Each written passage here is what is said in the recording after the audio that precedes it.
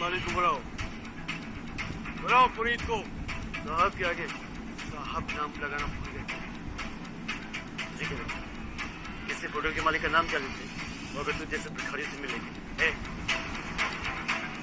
तू शायद मुझे जानता नहीं है, मगर पुनीत मुझे अच्छी तरह से जानता है। वो उसे धर्म पाटिल से मिलना चाहता है। धर्म पाटिल? और तू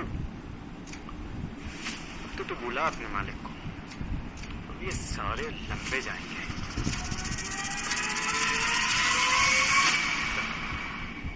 एक बूढ़ा काफी देर से होटल में हंगामा कर रहा है और खुद को धर्म पाटिल बता रहा है, आपसे मिलना चाहता है। सर, यही वो बूढ़ा जिसने पूरे रेस्टोरेंट को सर पर उठा रखा है।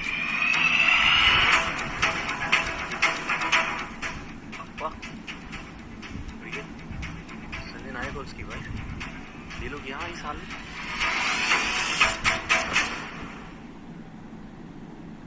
जानते हो किसके बारे में बात कर रहे हो? देखो, बताओ पुनीत, इन्हें बताओ मैं कौन हूँ। मैं वो हूँ जो ये इस जैसे 10 होटल यूं खरीद सकता हूँ। मैं इसकी तरफ से माफी मांगता हूँ। भाई, ये सब क्या चल रहा है? बाबा दोबारा हो रहा है ना आपके साथ? वो बाबा को डिमेंशिया है। डिमेंशिया? हाँ, तो कभी कभी भूल जाते हैं, कुछ ही बातें करने लग जाते हैं। आइए, आपने मुझे पहले क्यों नहीं बताया कि नाना जी को बीमारी है? मेरे पास इतने पैसे हैं कि मैं उनका इलाज करा सकूं। नहीं बेटा, इलाज की मुझे नहीं, इन लोगों को जरूरत है। थोड़ा सा पैसा आने के बाद लोगों की इज्जत को खिलौना समझने लगते हैं। बताओ पुनीत से कि मैं कौन हूँ? ये धर्म पाटिल जी है, अप्पा। इस देश का बड़े से बड़ा मिनिस्टर, मुंबई के सारे बिल्डर्स, बॉलीवुड स्टार्स, हर बड़ा काम करने से पहले अप्पा के पैर छूने आते हैं। नाना जी, ये सब आपके बारे में ये क्या बोल रही है? ये आप ये अच्छी दोस्ती निभा रहे। ये तुम्हारे नाना जी के दोस्त हैं? हाँ, दोस्त है तो नहीं चाहते ना कि तुम्हारे नाना जी 2 करोड़ का नुकसान उठाए? क्यों? इसलिए कह रहे हैं। लेकिन ये 2 करोड़ की भरपाई किए बिना जाएंगे नहीं आ सकते। मैनेजर, पुलिस को कॉल किया है ना? खन्ना साहब, हम सच कह रहे हैं, हमने नहीं तोड़ा। ये इन्होंने पेंटिंग खराब की है, हमें माफ कर दीजिए और जाने दीजिए। पेंटिंग तो खराब हुई है और जिसने की है उसे सजा जरूर मिलेगी। तो देर किस बात की मिस्टर खन्ना? पुलिस के आने से पहले सजा की शुरुआत तो कर ही सकते हैं। सर, आपको जो भी सजा देनी है आप मुझे दीजिए, लेकिन मेरे परिवार को जाने दीजिए प्लीज। बहादुर, जिसने पेंटिंग खराब की है उसे ले जाओ और उसकी अच्छे से खातिर करो। जानते हो ना मैं किसके बारे में बात कर रहा हूँ?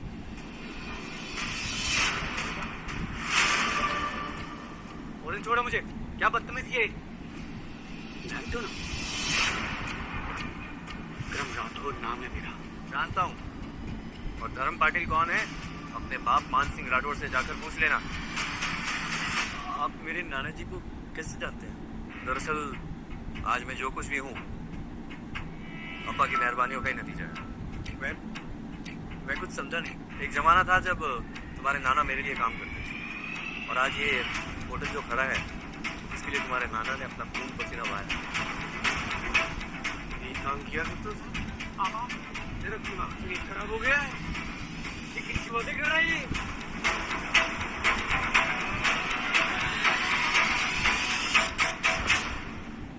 क्या हो रहा है? हाथ छोड़। पापा, मैं आपको अपना फैसला पहले ही बता चुकी हूँ। अंकल, आपने वादा किया था कि अब हम दोनों के बीच में आएंगे। वादा तब तक था जब तक मेरी 100 करोड़ की डील जिंदा थी। तेरे चक्कर में पंकज ने मेरा कॉन्ट्रैक्ट कैंसिल कर दिया। बस कीजिए पापा, अपनों का सौदा करना बंद कीजिए। शराब। ठीक है, अगर आप शालिनी को मुझसे 100 करोड़ की डील की वजह से दूर कर रहे हैं, मैं आपसे वादा करता हूँ कि वो 100 करोड़ की डील मैं कुछ भी करके लेके आऊंगा। करोड़ों की डील बच्चों वाला खेल नहीं है। यही रुक, मैं आया। ये पकड़, अब तू ही करेगा इस डील को। जिनकी बातों में मत आना, ये डील बहुत कॉम्प्लिकेटेड है।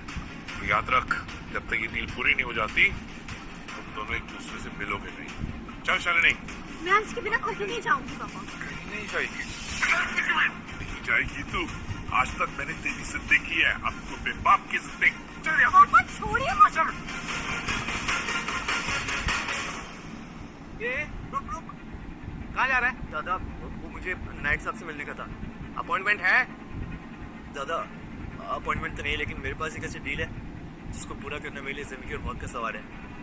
प्लीज मुझे एक बार नायक साहब से मिलने दो ना। नायक साहब तुम जैसे सड़क छाप लोगों के साथ बिजनेस नहीं करते, समझ में आई बात? प्लीज प्लीज दादा। चल चल दादा, चल निकल। अरे बोला निकल। क्या क्या हो रहा है? मैम ये जबरदस्ती घुसे चले आ रहा है बिना अपॉइंटमेंट के। इन्हें अपॉइंटमेंट की जरूरत नहीं है, इनको मैंने बुलाया है। आ जाइए।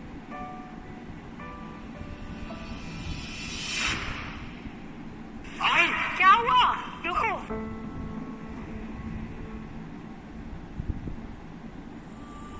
क्या हुआ? ऐसे लगा जैसे मेरा अंश ठीक ही है। वह मैं तुम्हारा। तुम जानती हो कि अंश इस वक्त यहाँ नहीं हो सकता।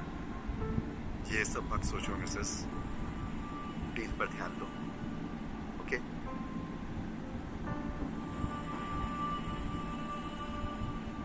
क्या हुआ? आप कुछ नहीं, आप चले। चलो दिस वे। क्या मैं जान सकता हूँ कि अजनबी के ऊपर ये मेहरबानी की वजह क्या है? आप अजनबी नहीं हो इसलिए तो आपकी मदद की। मैं वही हूँ जिसकी गाड़ी पिछले हफ्ते खराब हो गई थी और आपने मेरी मदद की थी, मुंबई पुणे रोड। हाँ हाँ याद आया, वो आपको एक ही बार देखा ना तो पहचान नहीं पाया। आप ठीक है ना? बिल्कुल ठीक। मैं तो आपको उसी दिन थैंक यू बोलना चाहती थी, लेकिन फिर आप चले गए। अच्छा वैसे आप मिस्टर नायक से क्यों मिलना चाहते हैं? मैं किसी भी तरह नायक साहब तक की फाइल पहुंचाना चाहता हूँ।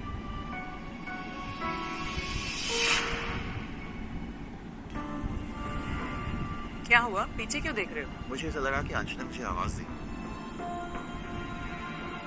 लगता है बेटे को पाने की खुशी में मैं भी थोड़ा पागल हो चुका हूँ। सके कब चले?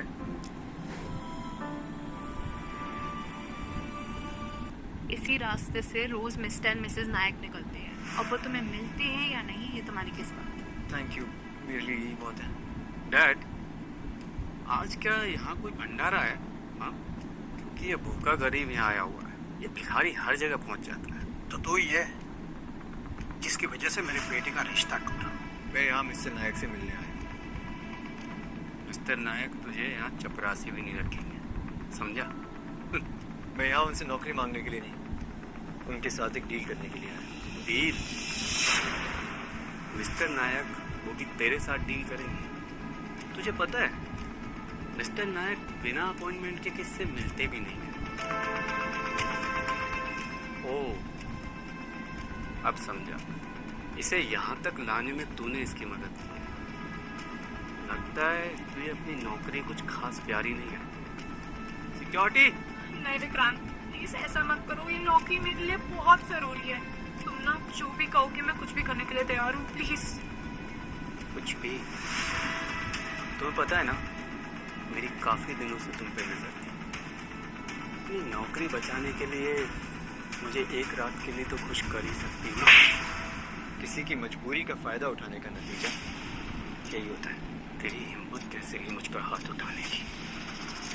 Security, security, security, security. किस बात की तनख्वाह लेते हो तुम लोग? ऑफिस की एम्प्लॉई रास्ते चलते आदमी को लेकर ऑफिस के अंदर जा रही है और तुम लोग सो रहे हो। नहीं नहीं, इस आदमी ने मेरे बेटे पर हाथ भी उठाया। बिना एंट्री अंदर कैसे आ गए? तो चलो निकलो, बाहर निकलो। मुझे नायक साहब से बाहर निकलो। सर एक आदमी सिक्योरिटी वालों से लड़ रहा है, कहते हैं आपसे मिले बिना जाएगा नहीं।